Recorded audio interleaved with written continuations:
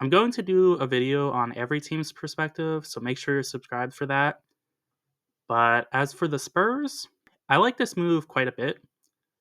I think De'Aaron Fox is certainly a player that you could have in a ton of different placements, but I would say roughly he's about the 13th best player in the association. He does have some concerns, mainly that he's just not the most ideal fit. He's a good fit, but he's not the most ideal in that he only shoots 32% from three, and he only has 1 year of making them in his career.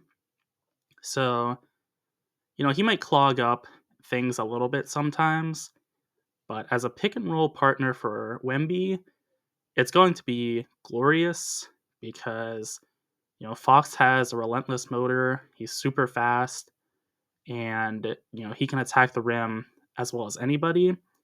And of course, Wemby, I don't think I really have to, say anything about him. He's just an absolute alien. So this makes sense in basically every way except for the shooting part, which, if you surround the team with other shooters and, Wemby continues to be great from three, you're going to be just fine with one guy that can't shoot very well. So Fox is a great addition, especially too because the Spurs had to give up 4 first round picks. That's not, nothing, but the picks were the 2025 Charlotte pick that's top 14 protected, meaning if it doesn't convey, it'll turn into 2 second rounders in the upcoming years. And the Chicago pick in 2025 as well. That I think does have some real value to it. The Chicago one. Charlotte, I'm not super in love with that pick because I think more than likely it's going to, turn into 2 seconds, which if you're a competing team like the Spurs want to be, 2 seconds doesn't really matter.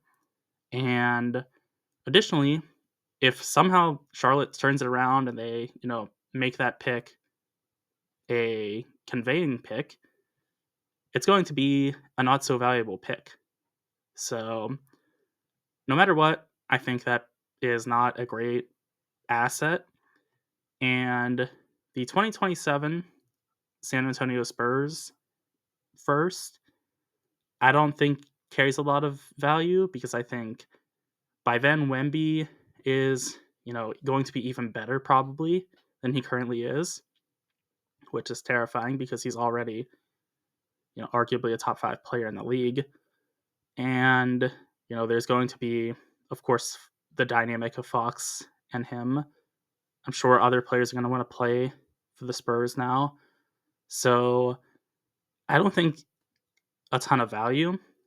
And I do think this is so weird to say the 2031 Minnesota pick, that could maybe be something.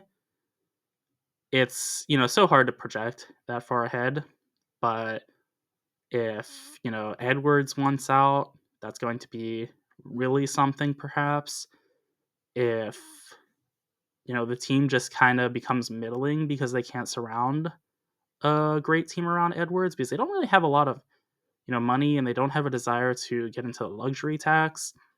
So there's some ways that Minnesota could be, not the greatest in 2031. So I do think that has a little bit of value, but in reality, it's too valuable first, or picks that have some value at least, and it's 2 picks that are whatever. And then they traded a bunch of seconds. I don't really care about seconds, so I'm not really worried about that. I do think moving forward, the Spurs are going to have more moves to make. I don't think that's like a hot take, but what's nice for them is that they have 12 firsts from now through 2031. So they are basically locked into 2 picks every year. And that's, that's not an OKC situation where you have half the draft, but that's a really good situation that a lot of teams would like to be in, especially, not even factoring in they have a great star duo. So I think this is a very winning trade for the Spurs. And like I said, I'm going to be doing videos for the other teams as well. So make sure you're subscribed. Those are my thoughts on the trade. Make sure you like and comment as well. And thanks for watching.